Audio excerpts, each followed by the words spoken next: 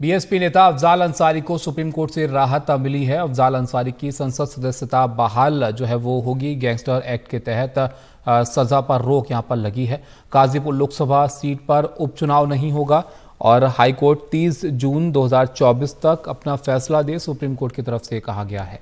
यहां पर मुख्तार अंसारी के भाई हैं अफजाल अंसारी, जिनको यहां पर ये राहत मिली है। आशीष हमारे साथ जुड़ गए, हमारे सहयोगी। आशीष, बताइए क्या कुछ और कहा गया इस मामले को लेकर कोर्ट में? जी देखिए, अफजाल अंसारी सुप्रीम कोर्ट पहुंचे थे। उन्होंने ये कहा था कि इलाहाबाद हाई कोर्ट ने उनको जमानत तो दे दी इस केस में। ट्रायल कोर्ट ने 4 साल की सज़ा सुनाई थी, लेकिन उनकी दोष सिद्धि पर यानी कन्विक्शन पर रोक नहीं लगाई, जिसकी वजह से उनकी संसद की सदस्यता चली गई है।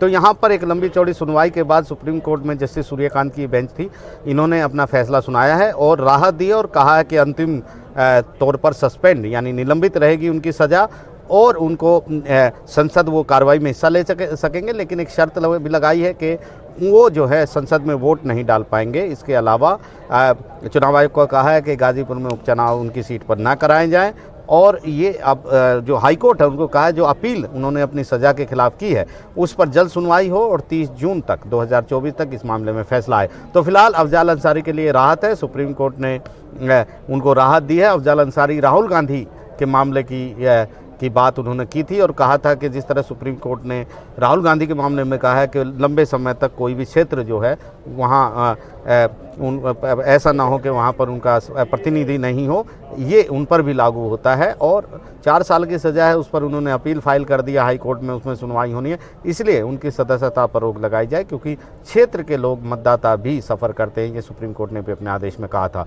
तो फिलहाल उनको कंडीशनली राहत मिली है सुप्रीम कोर्ट से। जी शुक्रिया आशीष आपका सब जानकारी के लिए।